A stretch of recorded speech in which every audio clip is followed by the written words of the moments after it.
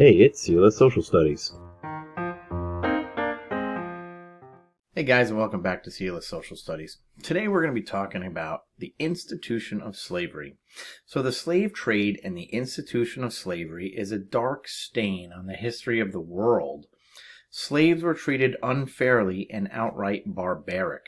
During the creation of the United States government, Southern states viewed slaves as people for the purpose of representation for congressional reasons only.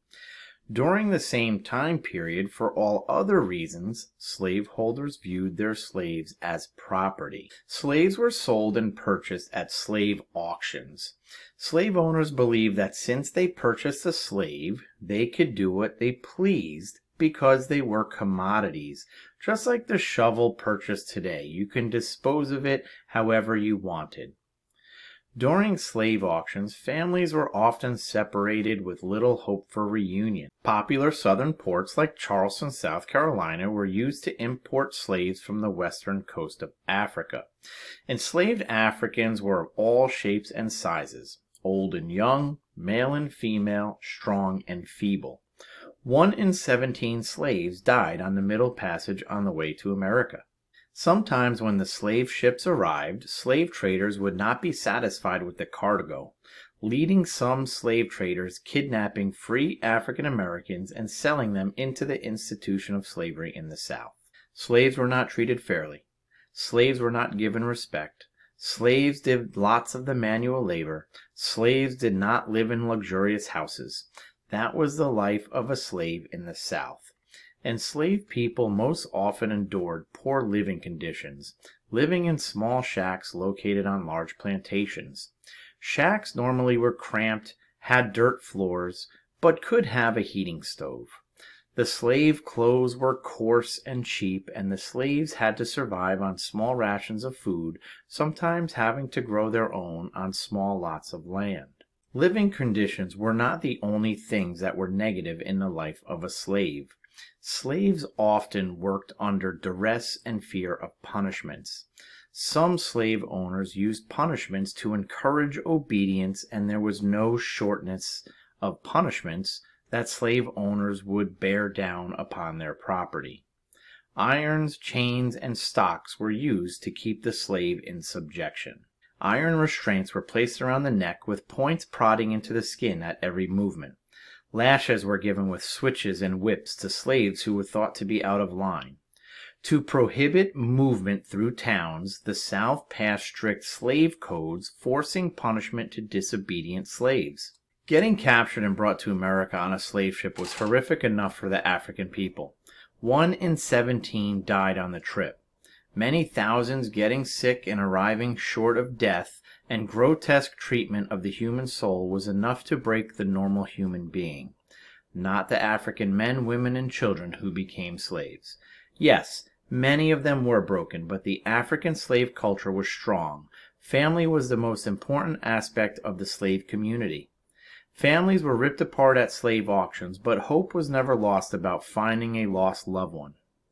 Slave parents passed down family histories along with African cultures and many traditions. Many slaves told folk tales to teach lessons about how to survive in the institution of slavery. Religion also played an important role in slave cultures. By the early 1800s, many slaves had converted to Christianity. They believed that they were like the Hebrew slaves in Egypt, whom Moses was the savior, and slaves felt that one day they too would be free.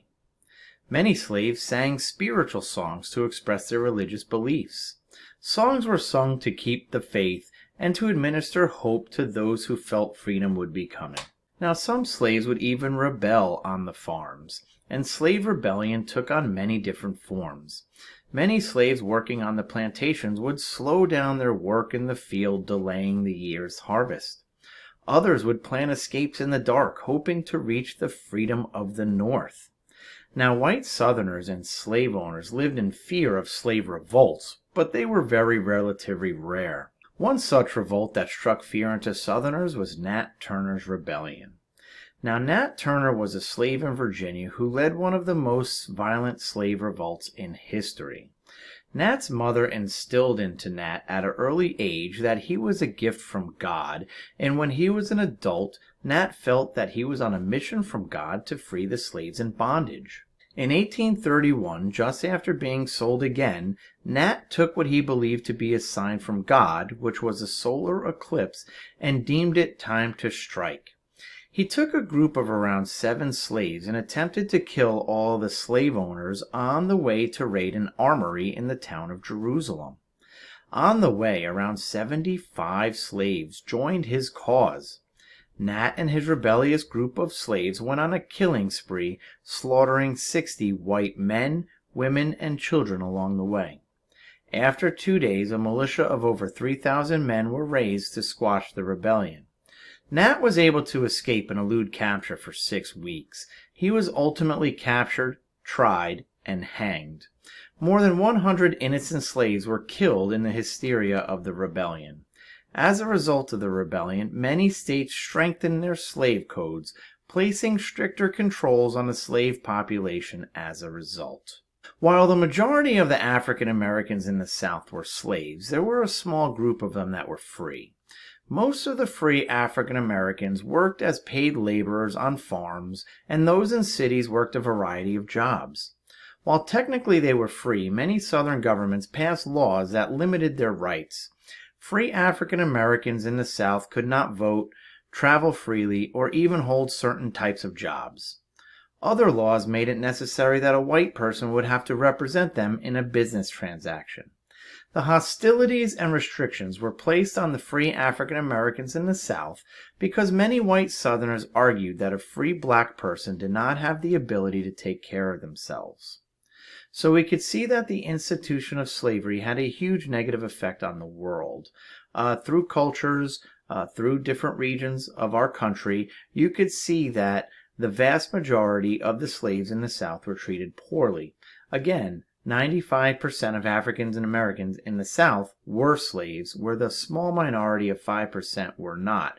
But even those who were not still did not have the rights and the freedoms that we had today, or what they even had, what white people had in the South during the antebellum time of America.